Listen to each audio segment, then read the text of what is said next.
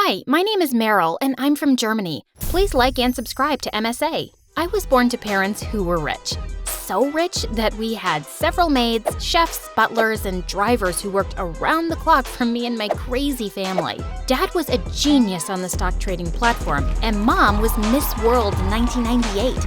I loved my family, but they were so used to being spoiled that our entire lives revolved around money. Once when I was 7, I wanted to go camping. So Dad hired a set designer to create a camp set in our massive backyard. He also hired a weird mountain man to entertain us with stories and how to make a campfire.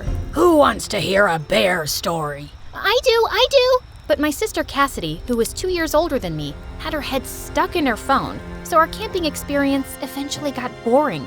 And soon after, as I grew up, our family hardly spoke to each other. When I was at school, I was crowned the computer genius. Cassidy was popular on social media, and we were both the hottest girls in school. Once when I was in 8th grade, 10 boys asked me and my sister out all at once. These boys were so lame and too desperate for our liking. Cassidy and I had a checklist. The guys that we dated needed to be smart, rich, and hot. I wasn't worried so much about the rich part. I preferred intelligent guys, and in my school, all of them were rich, but also total smurf brains. And then one day when I was in the 11th grade, a new boy joined our school and took my title of computer genius. I was kinda jealous at first, but when he smiled at me, I melted, having a huge crush on him. Would you like to go out for ice cream sometime? Will we be celebrating my new title in the school? Don't rub it in. After that, Gregory and I became an item. He drove a Ferrari and seemed much richer than my family because he lived in a mansion much bigger than mine. Once when I was in the 12th grade, I decided to visit him at his house unannounced, and when I got to his house, his parents acted very weirdly. I'm here for Greg. Oh, he's upstairs. Okay, can I see him? When they finally let me in, I went to Gregory's room and found him busy with something on his computer. Greg? What? Who let you in? I'm sorry, I thought I would surprise you. He looked really angry. I hate surprises. Don't ever come here without calling first. I was so mad at him when I left, I felt like just breaking up with him. But then he came over to my house with flowers. I'm sorry. I shouldn't have snapped at you. Please forgive me. I don't know. You acted so strange. What was more important than me? I was actually planning a surprise trip for the both of us to Thailand. I immediately forgave him. He was so romantic, and he obviously loved me since he was spending so much on me. We went to Thailand just for the weekend, and my parents liked Gregory, so they also trusted him. While we were there, Gregory was all romantic at first, but then he changed when I wanted to go shopping for clothes. Did you bring your credit card to pay for all those clothes? What? But you said to take whatever you want and you'll pay. Yeah, but I didn't expect you to buy the entire store. Lucky for me, I did have my dad's credit card and managed to pay for my stuff. But the next day, I woke up to a shock. Gregory was gone. He left a note along with my plane ticket back home. He broke up with me on a note, saying, "Nice knowing you, goodbye." What a jerk! I felt like my world was falling apart. Why would he break up with me this way? When I tried to call his number, it went to voicemail. I had to gather my strength and head back home, and maybe then find out why he suddenly just left. Could it be because of all the clothes I bought? But when I got back home, my family was on edge. Everyone was pacing up and down, and as soon as I entered, Dad rushed up to me. Meryl, where's my credit card? Someone hacked all my trading accounts using my credit card, which is linked to every other account. So Meryl, you have to tell me where that credit card is. I was totally freaking out and tore my whole back apart looking for that card. And then I asked Dad to take me to Gregory's house. And when we got there, his mansion was empty. Oh my God, Dad, I think Gregory took all our money. Dad looked at me silently. At first, I thought he was gonna blame me since Gregory was my boyfriend. But all he did was remain quiet. But Mom and Cassidy went berserk. We are broke because of your scheming, scamming boyfriend?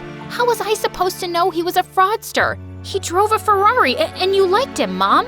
Yeah, I did, but he was still your boyfriend. You should have analyzed his intentions. And then Cassidy looked at her phone and screamed like someone died. Ah! What happened? The Wi-Fi isn't working. How am I supposed to post my selfies from this morning? Oh, I was supposed to pay for that today, but not anymore. Girls, I'll be in my office. I have no idea how I'm gonna fix this. I felt like everyone blamed me for this, and after 2 weeks, all our maids, chefs, butlers, drivers, gardeners, and pool cleaners quit because we couldn't pay them. Dad soon started investigating the matter, which was going to take some time. So we all had to adapt to some changes in our overly expensive lifestyle. We managed to keep the house, and since Dad paid our school fees for the entire year, Cassidy and I didn't have to change schools, which was a relief. Okay, so at school, nobody knows we're poor, so let's just try and keep it that way. Of course, why would I want anyone to know that we're poor? Maybe because it's all your fault? I am sick and tired of everyone in this family blaming me for everything. That's just so much pressure. I started crying and Cassidy felt bad and apologized. Okay, I'm sorry, but our life just sucks so much right now. While we sat sulking about our poverty-stricken life, we heard Mom scream from the kitchen. Somebody help! Cassidy and I ran down to the kitchen and found the stove on fire and Mom trying to put it out with a tablecloth, and it was reaching for the ceiling. Ah! It won't stop! Quickly, get some water! While Cassidy thought a glass of water would help, I brought the fire extinguisher and thank God was able to put out the fire. But now our entire kitchen was ruined and there was smoke all over the place. We gotta sit outside until the smoke is gone. Come on. We all sat outside on the stairs and Mom was in tears, telling me how she was trying to cook but ended up ruining the kitchen. I guess we'll have to order food. I hope they give us some discount. Right then, Dad came in, all smiles. Hello, everybody.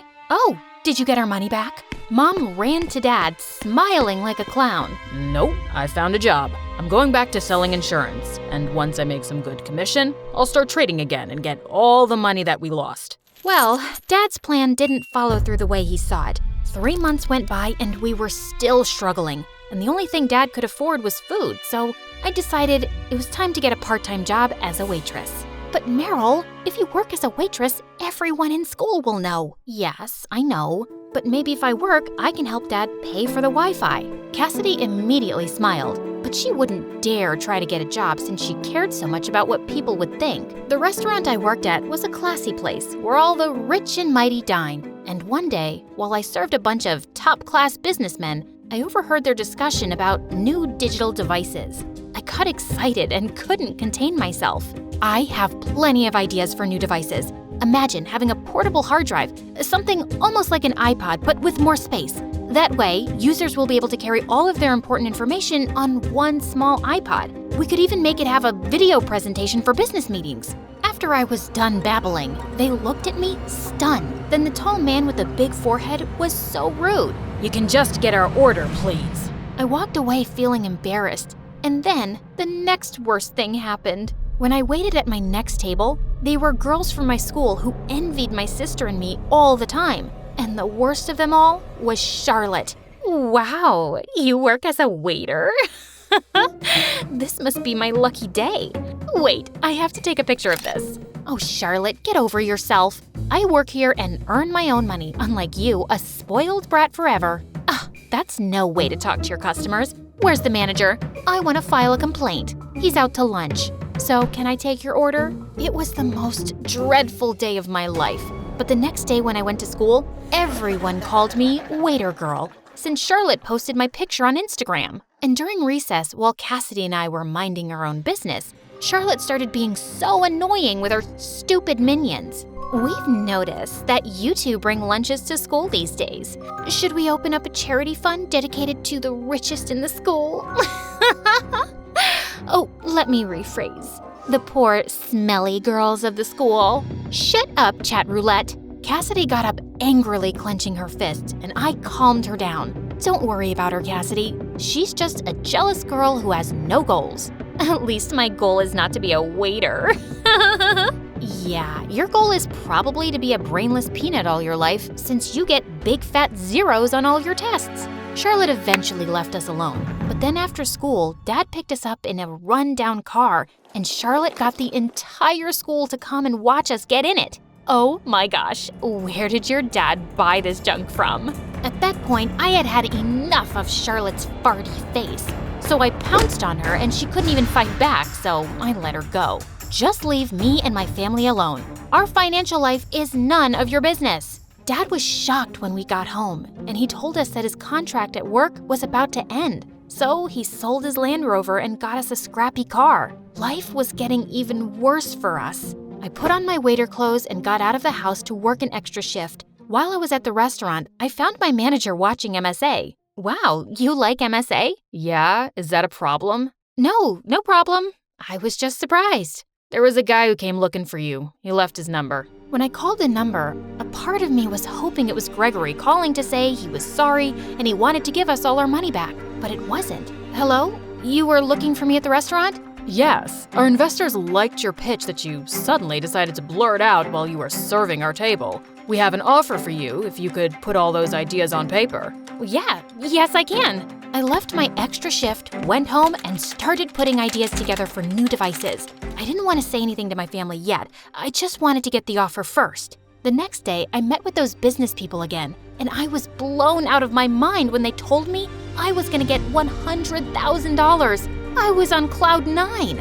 I immediately signed the contract, and they even asked me to stay in contact if I had any other ideas. I couldn't believe this was actually happening. And when I showed my family the check, we celebrated all night. Meryl, you just saved our lives. Does this mean we can get our chef back? Because I'm getting really tired of eating baked beans every day. Not just yet. Dad needs to first work his magic on the trading platform, and then maybe. I was so happy to see my family relaxed again. Cassidy wanted us to go shopping the next day since all of our heels were starting to lose their texture. 2 pairs and that's it, right? We need to use all this money wisely. Yes, I know. But what if I see a 3rd pair that I like? Cassidy, just before we could head off to the mall, Dad screamed from the living room. Meryl, you have to see this. When I went to check what he was talking about, the news was on and Gregory was handcuffed and sentenced to prison for the next 20 years for being one of the biggest fraudsters in the city. And the parents that he said were his parents were just actors. I felt so relieved, and Dad eventually got a call from the credit card company with good news. All his money would be returned. Soon after that, I completed school, got my degree in computer science, and became the next richest person in our city. And then one day, I even had my own business meeting at that classy restaurant. Can I take your order? Charlotte, you work here now? Yes, so can I take your order? I didn't laugh or insult her because there's really nothing wrong with being a waitress. We all have to start somewhere if we want to make it.